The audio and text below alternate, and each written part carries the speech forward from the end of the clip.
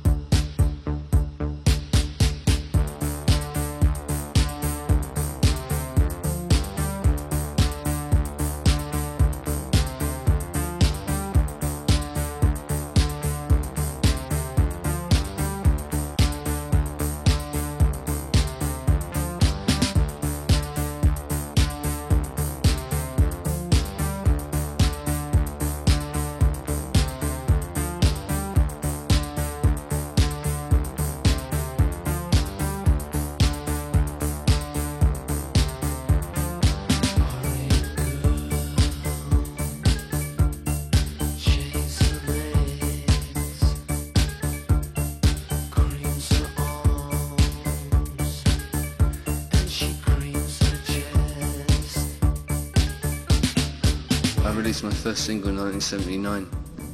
You know, I was using drum machines and synthesizers then, but it was just after punk. And in those days, when you went on stage, it was like a battle. One of the things that was very interesting about Frank and Fad Gadget, from the moment it began in quite primitive circumstances, and very much the do-it-yourself ethos that was around at that time, that you could do it, you know, in a way that previously it seemed so mysterious. Punk blew that apart. You could do it, you could make your own music, you could make your own records, you could have an impact and you could say things, not even thinking whether you'd be a star or anything like that. The punk thing was dying out, or at least it was going commercial, you know, so everybody was looking for something new. And there was this club that we used to go to, it was called Studio 21. That's where I probably first heard Fad Gadget, and it was probably Back to Nature.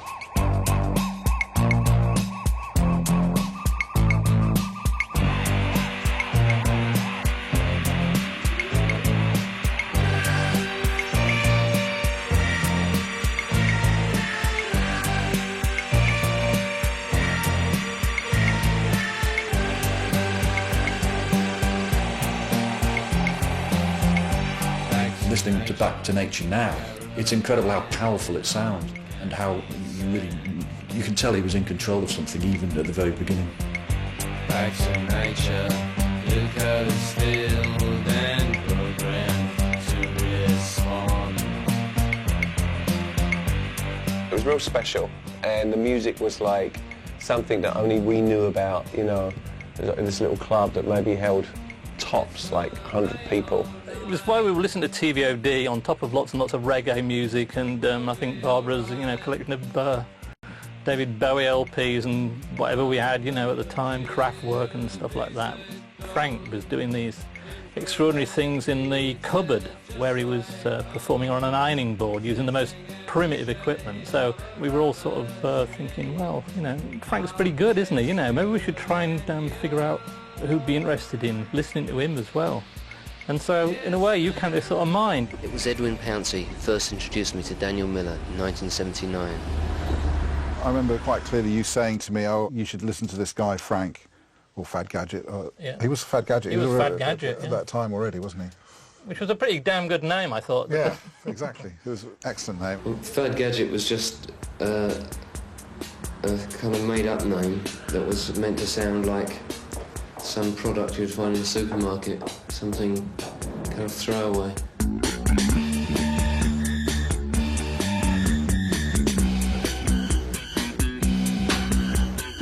When you put a record out on your own from your bedroom, you put your address on it and everybody thinks you're a record label. Yeah. When you're not really, you just put a record out. Right. I got quite a few demos sent to me, which was quite shocking, and I didn't really like any of them. Then Frank came in, we met at Rough Trade, I remember, and he played me a few songs, and I was really immediately impressed and blown away by them. It was much better than anything I'd heard that had been sent to me in the previous 6 or 8 months. And that was kind of one of the triggers that said, OK, well, I really like this, I really like Frank, why don't I put it out? The first single, Back to Nature, was a pretty good start, but I think the one that really hit off was the next one, which was Ricky's Hand, and it had all those elements of humour in it as well, and a bit of a storytelling, and in a way, to me, I don't know what you think, but it sort of it sort of came to encapsulate what it will go on before, you know, not what gone afterwards, you know what I mean? That was sort of like the foundations for his career, really. Yeah. In its theatrical way, and you know, the humorous content of it, and the fact that it had a little story behind it.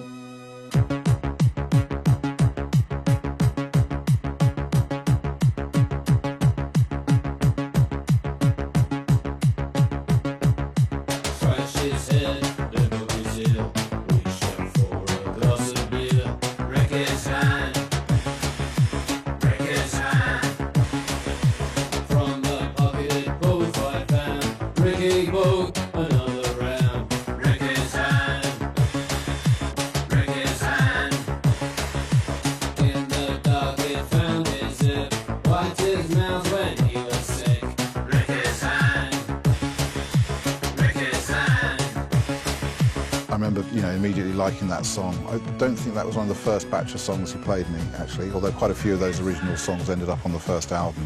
It is interesting that he was the first record on mute. You know, that great mixture of pop is a fabulous thing that can transform people's lives in a commercial way, and also the areas of the avant-garde and the experimental that can disturb and disconcert and unsettle people. It's all in there. So it was the perfect opening record, and one has to look at Daniel Miller and say that he knew exactly what he was doing. But then in a way, he did know what he was doing, because it represented exactly what he believed in terms of music and image and sound and possibility, and a kind of spirit of how it was produced. Yeah, I think he had a tape recorder and a keyboard, and I think that was it. And a mic. Yeah, and a tea trolley or something, wasn't it? I forget. Was it? I don't remember that bit. From the first moment he started to make his music and package it, you could see that he was interested in film and surrealism, art, in the way that all the great post-punk people were. They were feeding things into the music that came from outside music. My name's Val, he was Tovey, so we were next to each other on the register, so we met first day of secondary school in the East End. At that time we were listening to John Peel and picking up lots of German bands like Amon Dahl, quite obscure bands. I know some of the first things that he did when he went to art school was mime and performance pieces. So we were always looking at very theatrical groups. I enjoy playing live very much. I think even if I wasn't involved in music, I'd be performing somewhere or another. I love performing to an audience. Apart from the kind of costume side of things, didn't really give any indication of how wild his shows were going to be later on.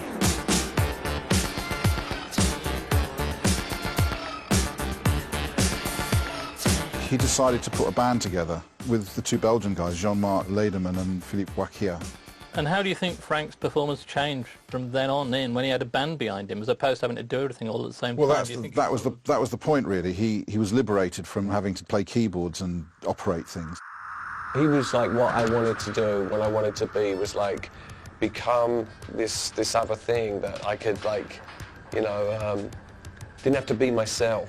And so really he kind of like represented a lot of that fantasy that I had about being a performer.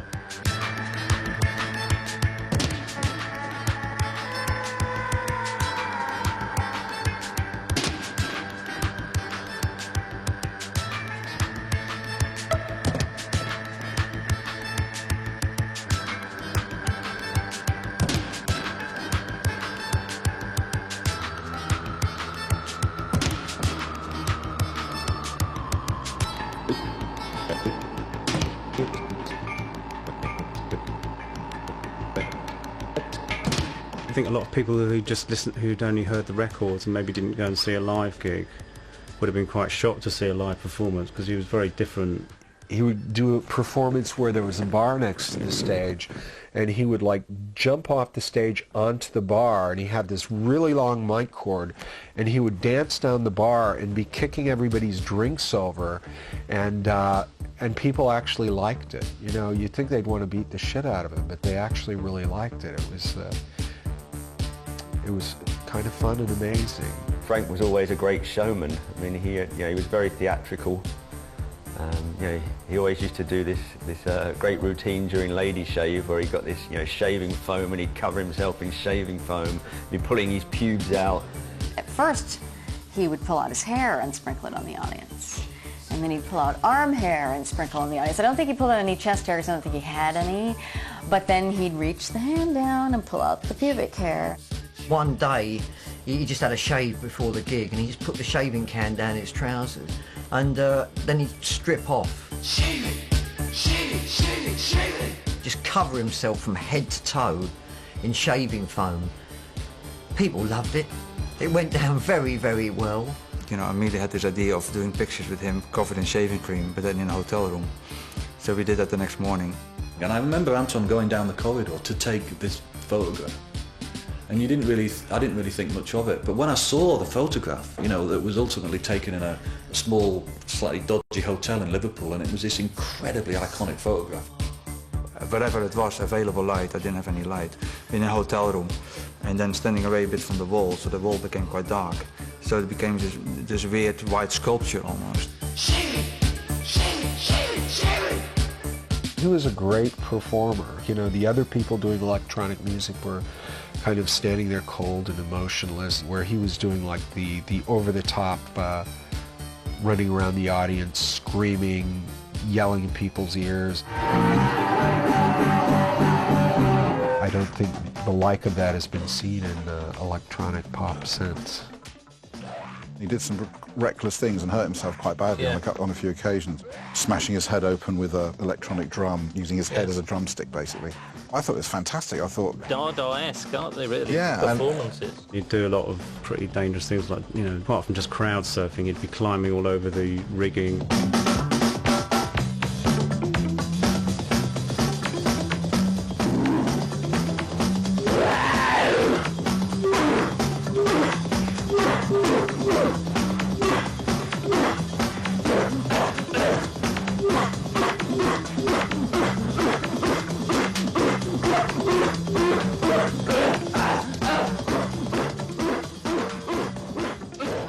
One of the more memorable performances, and this isn't something where Frank really necessarily damaged himself, because he damaged himself worse, slinging the microphone around and hitting it right here, which gave him some really great theatrical black eyes. But we were in Berlin, and Frank pulled the ceiling down in the venue. Even though he was skinny, wasn't really supposed to support his weight. At concerts, I think he went through things that because he was so full of adrenaline, you know, he wouldn't feel the pain till after the concert. At the Paradiso in Holland, and he wasn't doing anything that extreme, but he went into the audience, and he was at the back of the audience, and there was a small step that was only about a foot high, and he just jumped forward and didn't see that there was another step, and hit it with both heels on the edge of the step. And he just snapped his tendon, the back of his tendons, fell on the floor, and he was sort of crawling around, and everybody just thought it was part of the gig, and you know, enjoying him crawling around, didn't realise he was in agony. But he actually managed to crawl out of the audience, and there's a way down some stairs he could get underneath through various tunnels, and he managed to crawl all the way back onto the stage, and managed to finish the rest of the set. But that was the end of the tour, because after the gig his legs blew up double the size. His performances were always 100% and more. I mean, it was just pure energy, and none of us knew where it was coming from. And we were energized by that on stage as well. You know, 5 weeks into a tour when we couldn't hardly stand up in the morning, just getting on stage with Frank would make it go.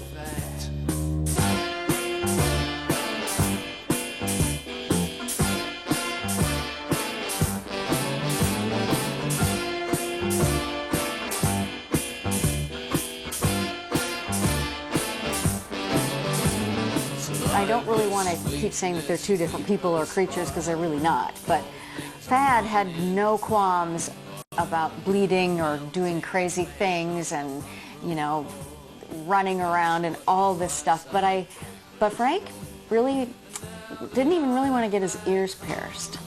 The fans who've never met him away from the stage will be amazed to see how quiet and lovely and normal this man was. The combination, you know, of seeing Frank on stage, being as having as much sort of charisma and imaginative performing power as an Iggy or John Cale or any of his heroes in a way. You know, there was no real difference ultimately between him and David Bowie on stage or Iggy Pop. I think he was that good. But off stage, obviously, he was the kind of guy you quite like as a friend. He was like a really you know, lovely, sweet, warm, open guy, you know. And then when he became the artist, doing things, he was very focused and much harder. Frank was full of ideas, you know, far more than I was, you know, especially in those years, because I didn't trust any of my ideas. I was really very intuitive kind of photographer, you know. I would meet somebody and let the situation somehow dictate the photograph.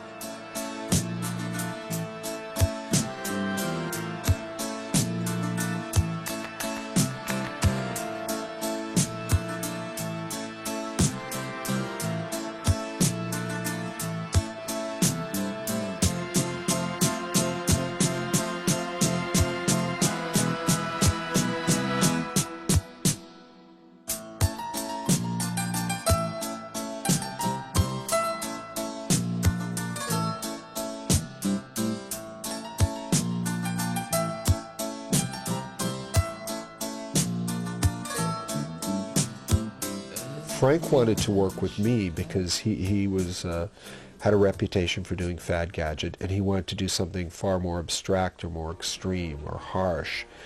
And I wanted to work with Frank because I had a reputation for doing noise, and I wanted to do something far poppier. So when the album came out, I think people assumed like all the noisy stuff was my contribution and all the poppy stuff was Frank's contribution. I think, you know, at the end of the day, that really wasn't the case.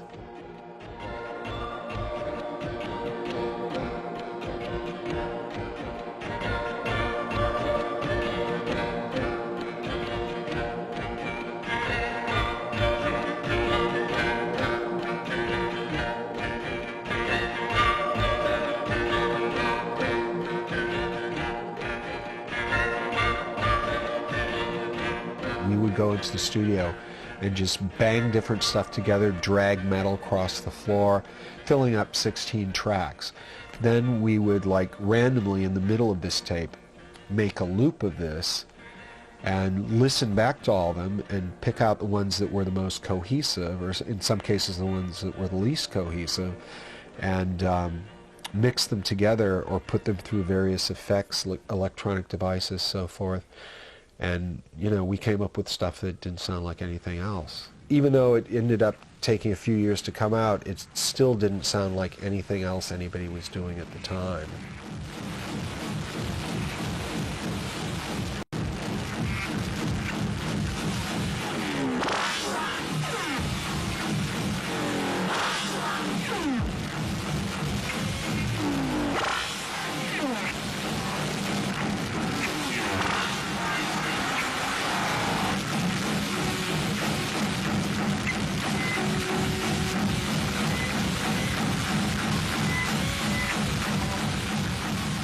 The label you're working for, Mute, is very focused on synthesizer artists. I'm not using the synthesizer for any fashionable reason. No. I'm using it from a functional point of view. Yeah. But I don't only use the synthesizer, I'll use anything. Yeah. If I'm recording and say, that sounds good, I'll use that on the record. I'm not a purist. I'll just try and get that sound on a synthesizer.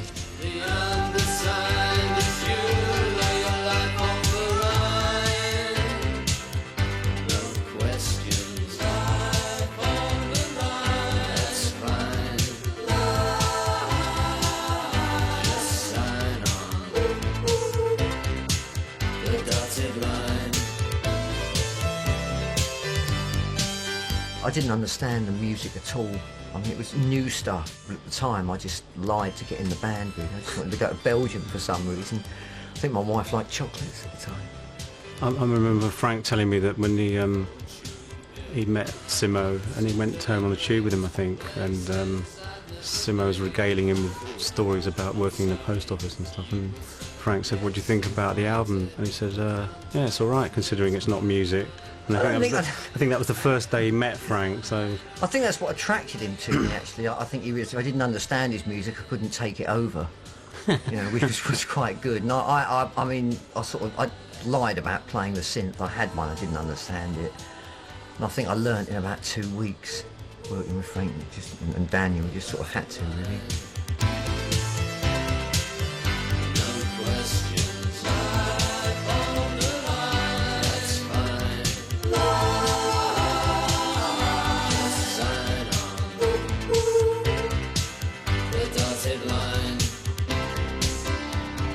At a time when the excess of the 80s and the decadence of the times was actually in a funny sort of way being celebrated by mainstream pop acts, so that they were representing and reflecting Thatcher's decade as if somehow it was a glorious thing that it gave you the opportunity to swan around on yachts and wear designer suits and take lots of drugs and spend money on cocaine and live in deluxe hotels, as if this was really the pop star dream, as if somehow Thatcher was the great entrepreneur that had allowed this to happen. Frank was one of those people that actually pointed out the horror of that and the decade. It further pushed him out, actually, because at the time when his music was beginning to almost sound like it really should be in the pop charts, he was actually almost sort of shouting at everyone for being so gullible and falling for the illusion. I never know what's going to inspire me. I don't sit down and decide to write a song about a particular subject. Quite often, things that I've read in the paper or ideas that are going around in my head come out in the songs. So sometimes political things come through in that way. When I made Under the Flag, I wrote the lyrics within a 2-week period, and that was just as the Falklands conflict started. So that naturally that influenced my writing. Every image on TV was to do with that, you know. I thought it was really brilliant. Give it a listen, and it sort of sums it up from the viewpoint of someone who didn't believe in that war perfectly.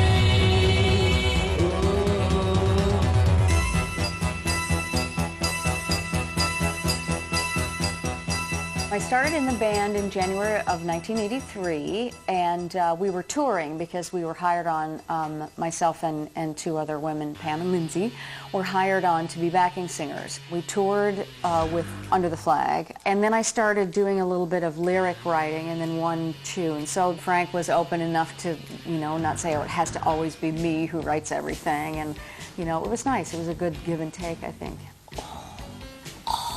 The process of going to Berlin to record Gag was brilliant. Just the whole thing of going to another city, and Berlin was an exciting place, and the wall was still there, so it had all this mystery. And the studio was right next to the wall, so you could look over it.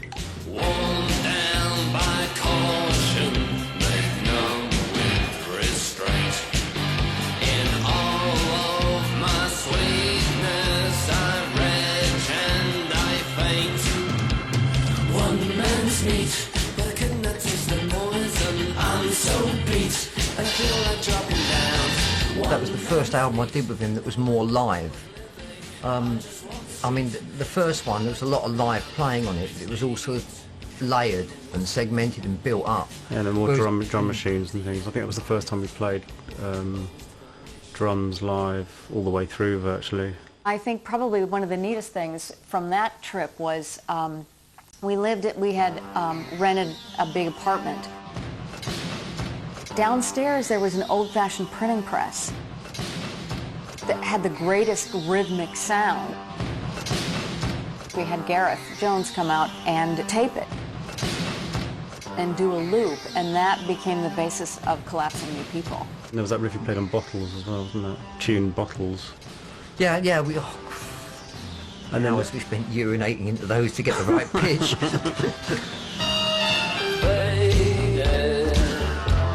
Collapsing you people,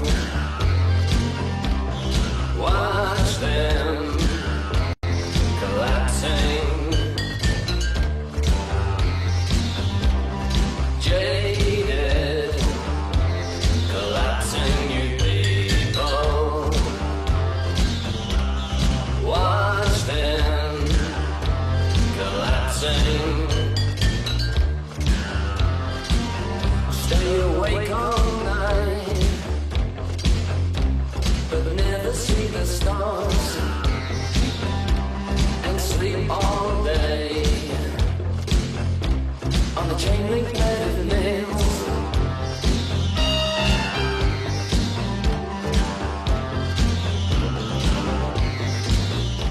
about, or inspired by, Ansturzen and Neubauten, just collapsing new buildings, because the building in Berlin fell down and they took their name from that.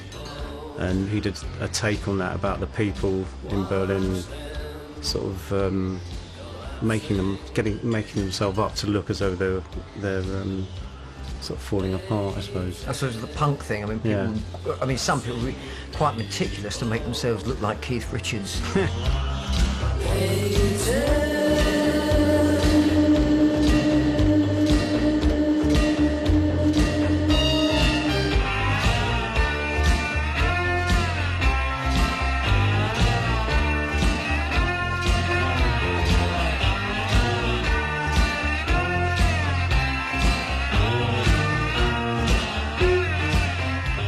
His hardcore fans liked the idea that he was this electronic, industrial, flamboyant, crazy, dangerous performer. And that's what the ultimate loyalty is to with Frank and Fad Gadget. It's that extreme performer. But as he was getting older himself and he was having children and they were asking certain questions and there were different things going on, his music did change to become something else.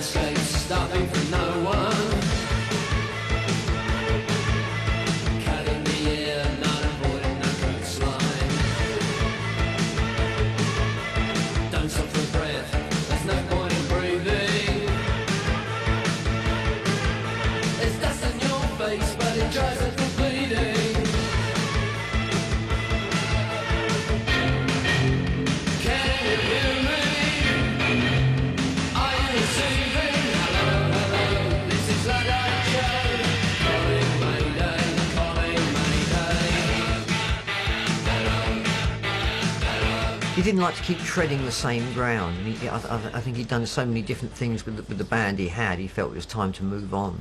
I mean, the first Frank Tovey records weren't really that folky. No, they weren't that folky, no.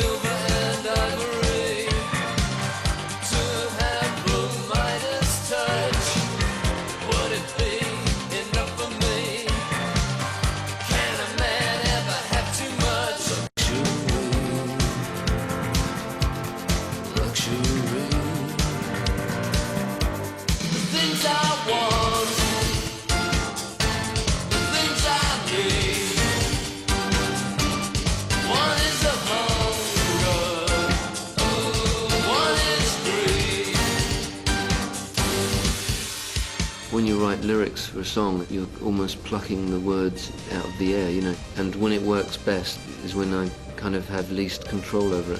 When a song is hard work, that's usually when it's not very good. When it just comes naturally, they seem to be the best ones.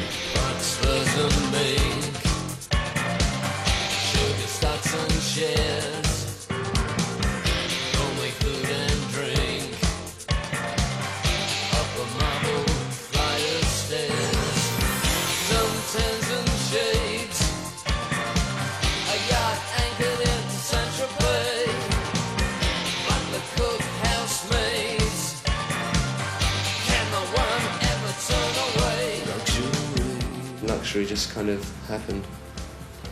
I wrote that song, I haven't told anyone this. I was sitting on the floor in the kitchen, just with a scrap of paper and a pencil, and it suddenly came to me, I just sat down where I was in the kitchen.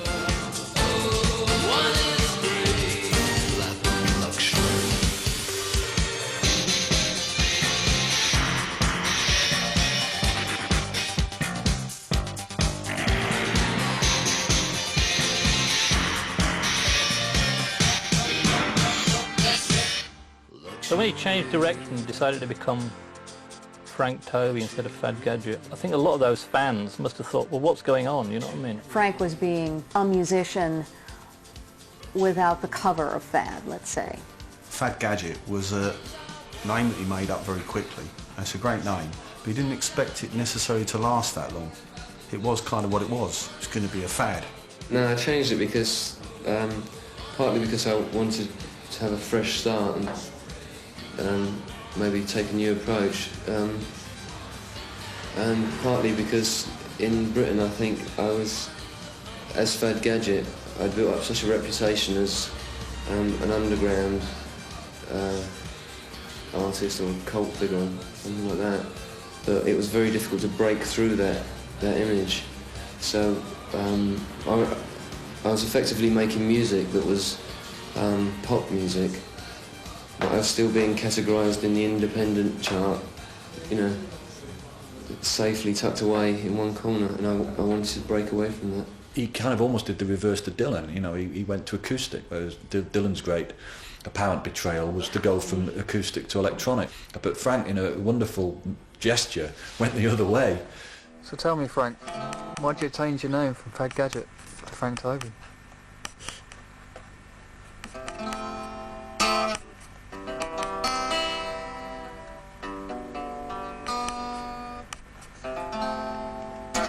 Run out of funny answers to that question. Just get violent now. Fundamentally, it was still him, it was still his imagination, still his personality. But he was just more interested in the idea of creating something that was organic. And of course, he'd done it all in a way. You know, making electronic music, you know, whether it was pop-based or slightly more kind of chaotic, he'd explored so many areas that there was nowhere else for him to go. I didn't find it unnatural at all for him to start making albums, well, eventually like Tyranny in the Hired Hand and this sort of stuff, because I always felt that essentially Frank was a folk singer, and the songs that he writes are folk songs, right? Even the ones he'd written as Fad Gadget. And what I mean by folk songs, I mean the strongest tradition. You know, he wrote about what he knew, he wrote about a class that he knew, and he wrote about ordinary people. Is that song Bridge Street Shuffle? I thought that he was incredibly prescient in the way he often was, in a much more cybernetic sense earlier on, about the idea of the game show where people commit suicide, almost like he predicted the world of reality television. I was found in a white chapel right just with the elephant man, and delivered by a midwife, the shell of a giant clan. My best friends were a sewer rat and a city fox. At the age of 10 I developed a yen for this man in clubs. I biked him whistling from the east, wearing an open mind, wondering about my future and the treasures I would find. But some trendy cat from Chelsea looked at me in fright, said I needed elocution. I chewed my tongue all night. So meet me by the old bridge when the sun is getting low. There's a new gambling game they call the Lemming Show. I got 2 tickets from my seats for the riverside. We can take a picnic and watch the suicides. Obviously, you know, a deeply sensitive man, he was very aware of the bullying undertow to British society through the 80s into the 90s, and the way that tended to dominate. And a lot of his songs with the Pyros, you know, were very deft and delicate ways of suggesting that this was very, very much not a good thing. If you look on Tyranny in the Hired Hand, he does the Bob Dylan song, and it's interesting that he covers a song called Sam Hall, which is quite an old English song. Johnny Cash covers that. Oh, my name it is Sam Hall, chimney sweep, chimney sweep. Oh, my name it is Sam Hall, chimney sweep. Oh, my name it is Sam Hall, and I've robbed both great and small, and me neck will pay for all when I die, and I hate just one and all. Damn your eyes. Oh, I killed a man, they said, so they said, so they said. Oh, I killed a man, they said, so they said. Oh, I killed a man, they said. Yes, I bashed his bleeding head with a great big lump of lead. Damn his eyes, and I left him lying dead. Damn his eyes. And all those songs on that album, he sings with such an amount of commitment. And I think what he was doing on albums like Civilian and Grand Union, he was creating modern folk songs, and they worked. Behind bars and iron rods, damn their eyes, and they left me there, by God, damn their eyes. Oh, I went up Holborn Hill in a cart. Oh, I went up Holborn Hill in a cart. Oh, I went up Holborn Hill, that's a job. girls I had my fill, and a type and wrote my will. Damn your eyes, and a type and wrote my will. Damn your eyes. I first met Frank at around 1989 or 90. It was just after the Tyranny and the Hired Hand album came out, and Frank was working with a band which included my cousin Paul. There's some strange people around here. They asked me to join, and I had just come over from Ireland. I didn't know anything about Frank's music before that. I didn't even have a bass at the time, but I met up with Frank and Paul at Flat in Hermes Point, which became the subject of one of the songs as well. And we just sat down and played a few tunes together, a couple of the songs from the Tyranny and the Hired Hand, and got on really well. And I played with Frank then for the next couple of years. And that was the start of what became Frank Tovey and the Pyros.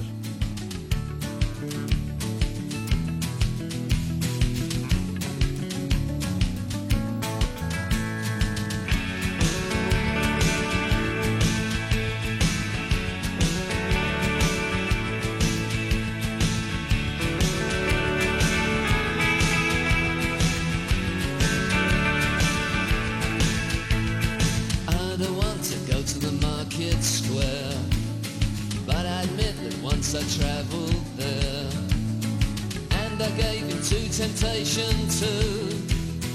When I left I had no shirt to wear. They try to sell you things you already own, tell you that this place is not your home, then charge you for the rain and sunshine too, poison everything that you have grown. But there goes the king of labourers, his load is heavy still. He'll carry his burden like a good man can to the foot of Liberty Hill, at the root of the Liberty Tree. The Pyros were essentially a kind of cowpunk bluegrass band from Ireland. The Pyros became more electric and Frank became more folk, and somewhere in the middle we met and made the Grand Union and Worried Men album. I found that a lot of people that were involved in the music I was making, the musicians that I'm working with, certain things like the record company, the place I cut records and stuff like that, a lot of those places were when people lived on the canal that went around London. So I thought I'd use the idea of the Grand Union as a kind of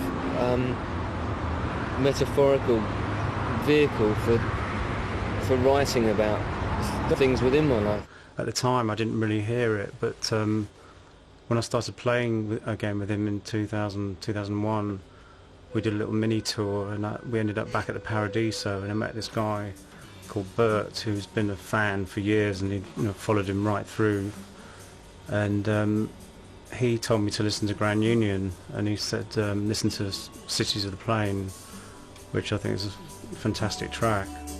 Well, I'm a weary traveller, a puppeteer by trade. I count my profit in miles clocked up and the friends that I have made. My home I carry on my back, the map tattooed in veins. But I lost everything I had in the cities of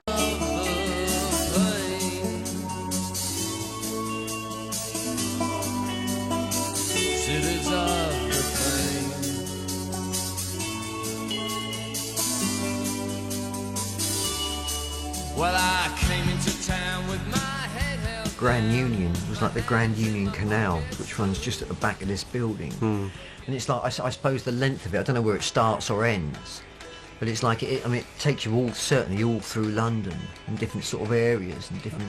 Where he grew up in the East End in Bow, there's a song called Bow Creek. This is Bow Locks, which is the eastern extremity of the Grand Union and London canal systems. From here it's a canal onwards, that way it's the River Lee and Bow Creek.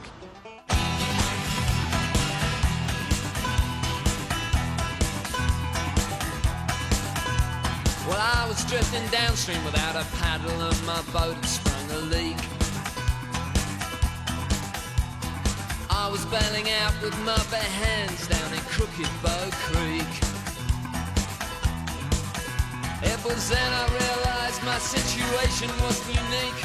I saw a million people just like me with mouths that can only speak, looking for my puncher-head packet bad day in Bow Creek.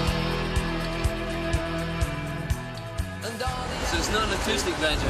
Yeah, solid bodied. We made it. It sounds like a guitar sometimes though. Rock and roll. It's a banjo? Well, it looks like a banjo. It's round. And what's that thing halfway up the neck? It's a 5th string. Don't ask me why. It's just one of them instruments that has sort of like a drone. But when they play sort of bluegrass stuff on it, they're like...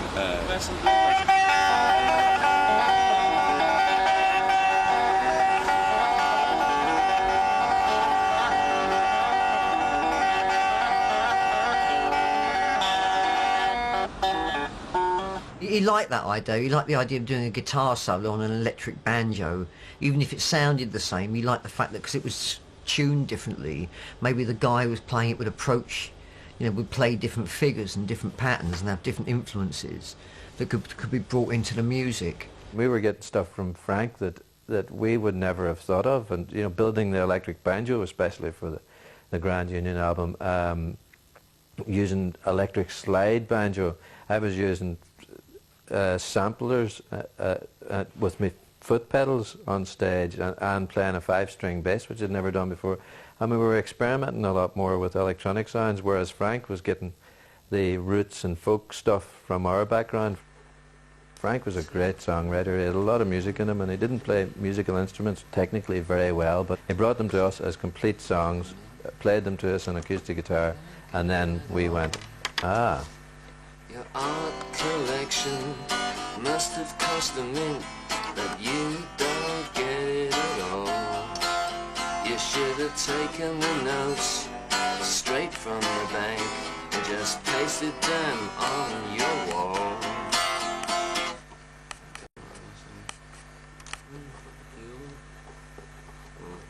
You point at the sky when you can't even see your finger, and that's alright by me.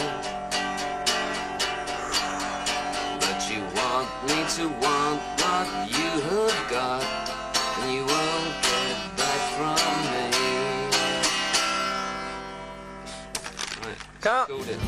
Your art collection, it must have cost a mint, but you don't get it at all. You should have taken all the notes straight from the bank and just pasted them up on the wall. Well, if you're so happy and you're so secure, why don't you let me be? But you want me to want what you have got, and you won't get that from me.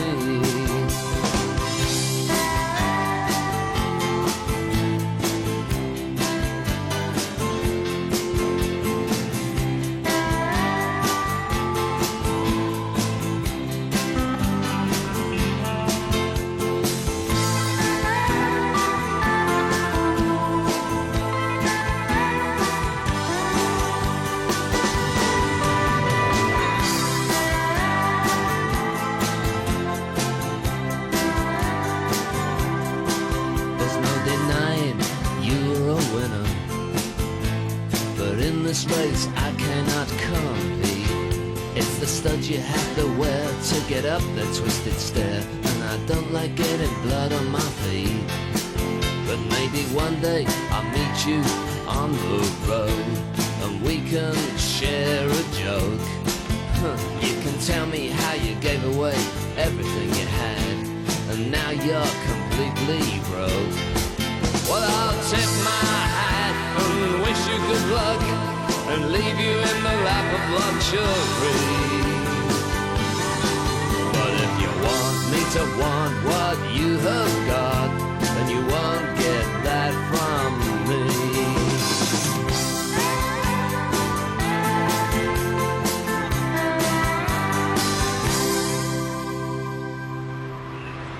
The Grand Union Canal leads to Sion, which is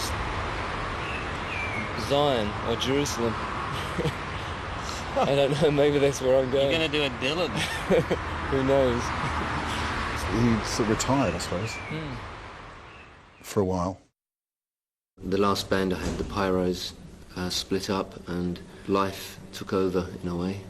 But most recently I did some music for the theatre. A friend of mine is a theatre director. I did some ambient music for that. After Worried Men in Second-Hand Suits, which was the last album that Frank made, he spent a long period not making albums, but never over any of that period, as far as I'm aware, did he think that he was a musician anymore. I started to direct a couple of plays, and I directed a production of Art in a small studio theatre in Warsaw. And I asked Frank to do the music for it.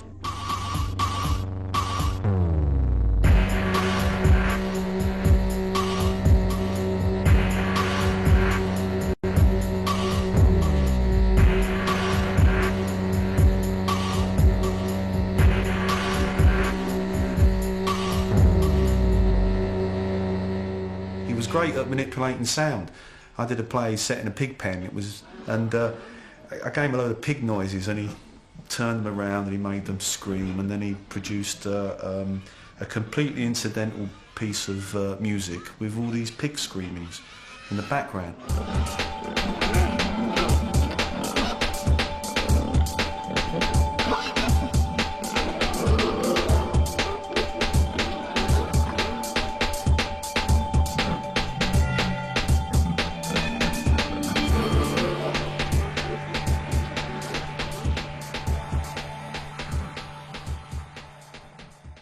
I guess it was 1996, and I met him through Iris. It was his girlfriend at the time, and Iris was a friend of mine. I didn't know really much about his music and his work, so that came later. He also didn't care, he just saw the air well, And then I showed him a demo, he was interested, and he was surprised and liked this stuff. And we thought, yeah, why not ask Frank to be our producer?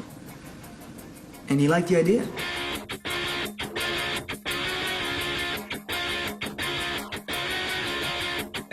Liquor in the morning sun, kick away the pillow, turn the music on.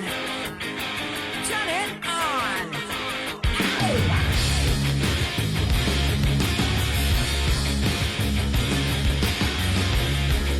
Liquor in the morning sun, kick away the pillow, turn the music on.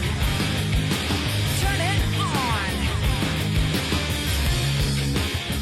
Last November, Temple X did a show and they invited me on stage to sing 3 songs with them. And it felt good again, So I decided to carry on playing.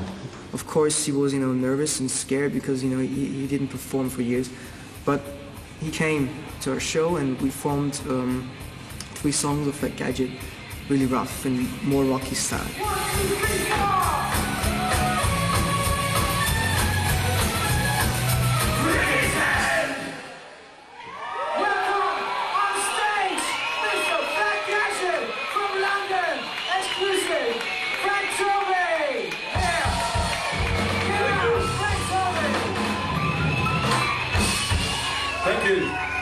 Funny enough, he came back to London after the show, and there was a guy calling him and offering him a gig, a show in London. He asked us, "Hey guys, do you want to be my backing band?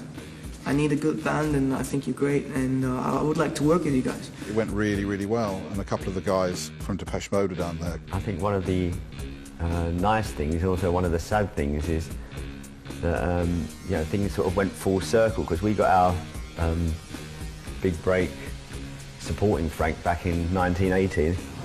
Behind me is a public house called the Bridge House. Well, it's been turned into a hotel now. I did a gig there once, supported by a band called Depeche Mode. Daniel happened to be mixing Frank's sound. And to us, this was like, we had finally made it. We were going to be sharing the stage with Fad Gadget, and it was really exciting. Frank called me and said, "Listen, do you want to be my band supporting Depeche Mode in Europe?" And I was like, "What?" I mean, what are you talking about? And he said, yeah. You know, he was really into that, and you know, his whole career seemed to be taking off again. Let me out. Let me out. Let me out. I can't stand the dark anymore. I see them every couple of years. I bump into them and we have some beers together, and I always have a laugh with them. The last time I was with them, we were completely drunk together, and I think we're going to have a good time, yeah. It was not easy for him to do that tour. It was hard to get everywhere. They were travelling around in a little van, and I remember at one point they had a really bad, towards the end of the tour, they had a really bad accident in that van. They flipped it over and the car smashed into them while they were flipped over, and the drummer got thrown out of the back doors, broke his collarbone, cut his head open. He was okay, but he couldn't carry on with the tour. So Frank phoned me up and said, do you fancy doing the last 7 dates of this tour? And I'd been socialising with him, but I hadn't played with him for 15 years or so. And he said, you've got 1 day's rehearsal, and then it's 2 nights at Wembley Arena, a night at the Manchester MEN and the Birmingham NEC. So I sort of had to give it some thought, and then said, yeah, sure. And I was actually sort of spent the night trying to listen to the music and re-familiarise myself. I was rehearsing backstage at at Wembley. I was just crapping myself basically, because I was playing an octopad with a little drum, bass drum pedal thing and a hi-hat pedal. So I was totally unused to this equipment. I was playing to a click track and a sequencer on headphones. And I had this little octopad thing. It was only about this big. I didn't have any cymbals, so it just felt like one of those nightmares where you go to school without your just in your underwear or something.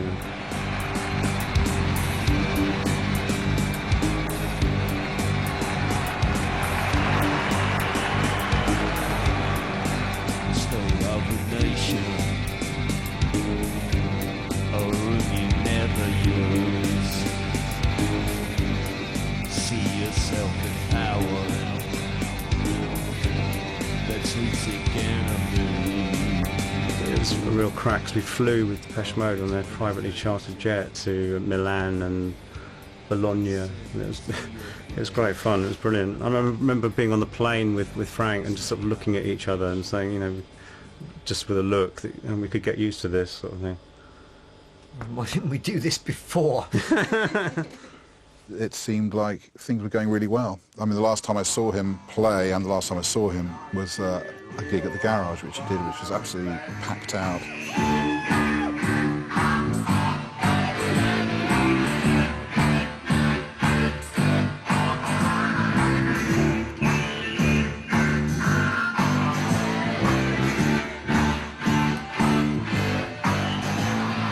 Hey now, honey, open your eyes. There's a mushroom cloud up in the sky.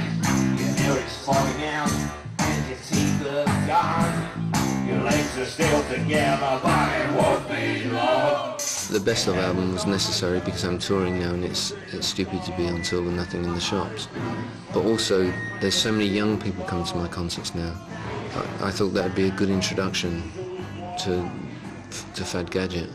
Generally, it was much younger fans, and it was a really positive feeling. He was very positive about what could, building a new audience, really. Yeah. And the song sounded great on stage.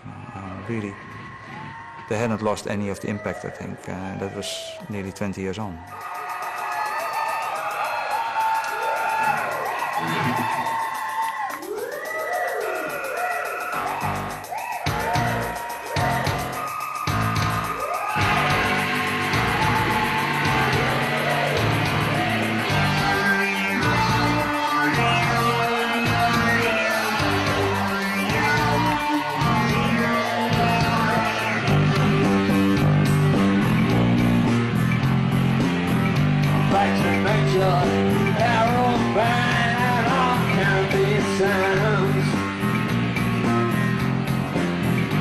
Back to nature, glucose filled and programmed to respond.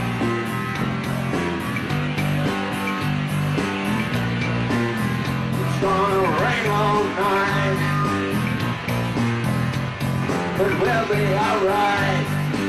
He was just getting back into writing music, and I could tell that things were starting to happen with him again. It seemed just too perfect, maybe, I don't know. I heard some of the stories, and he was never perfect. Maybe, I don't know.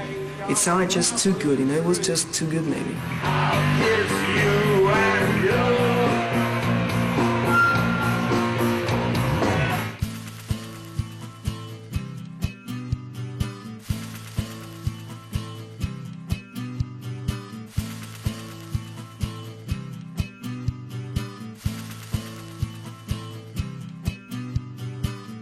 We just played in Gothenburg. I saw him off at the airport on a Sunday, and his girlfriend phoned me up on a Wednesday a few days later and told me he was dead, and I just couldn't take it in. It was just so shocking.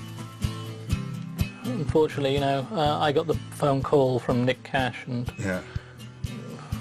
I just couldn't believe it, and I still couldn't believe it now, But just when I got it, I just froze, really. I didn't really know what to say.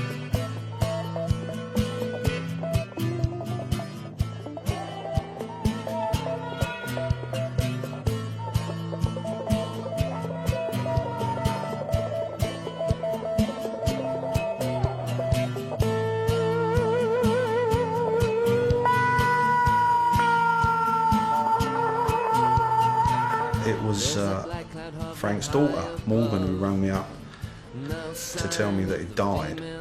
And I should think, like everybody else, I just couldn't believe it. I had to establish that it was Frank that she meant, because Frank's dad is called Frank. Yeah, it's like when somebody close to you, when that happens completely out of the blue. It's very hard to, and still is hard to actually, when we're sitting here talking about him, I don't feel like we're talking about somebody who's gone in a way. After the last gig we had in Sweden, I think it was 4 days before he died, we had a wonderful night. We had a lot of fun till I think 9 o'clock in the morning, and after the show we went back to London, and we had a plan. So I thought we said, okay, everybody is working for a few months on his own stuff, and then let's meet together.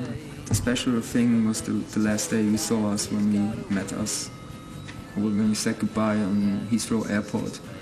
Because I don't know why, but we met us 2 times, so we said bye, and after 5 minutes we met again, and we had the same good feeling, and that was very strange. Yeah, and then 4 days later, unbelievable, just suddenly disappeared, died, and I was like,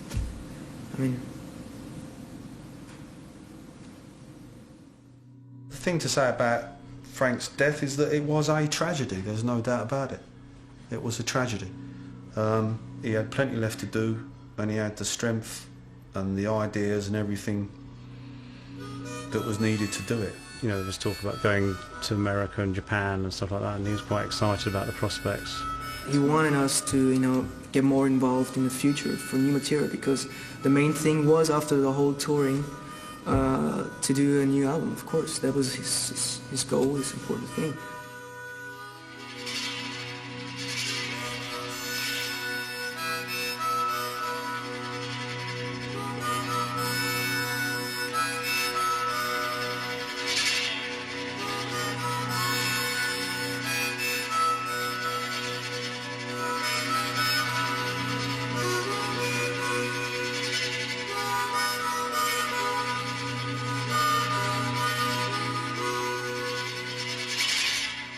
I mean, there is one brutal way of looking at what happened, unfortunately leading to his death, was that it did create a great shape where it did end up, that after a period where nothing happened, there seemed to be this great moment when he toured with Depeche Mode. There was poetic justice to that. There was a great circular kind of clarity that where they had supported him and looked up so much to him, and then had gone on to be, international superstars.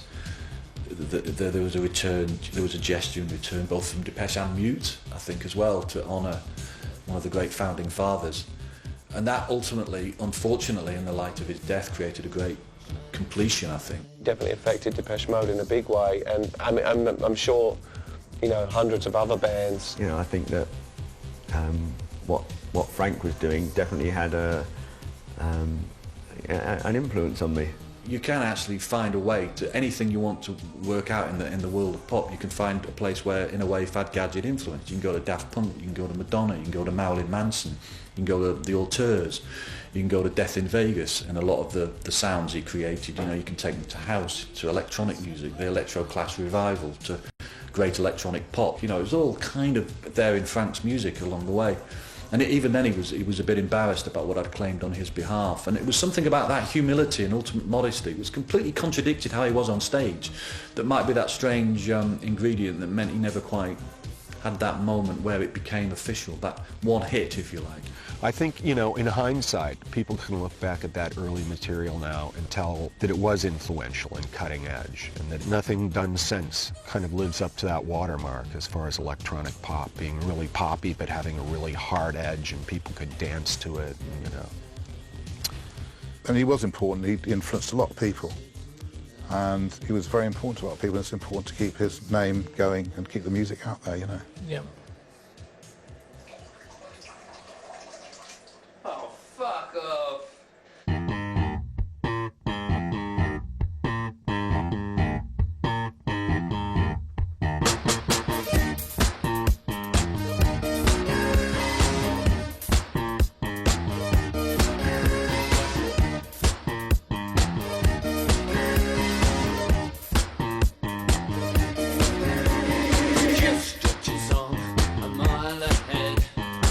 Everybody's waiting for their daily bread. I will never step out, I might lose my place. I've got no reservation in the human race. Make room.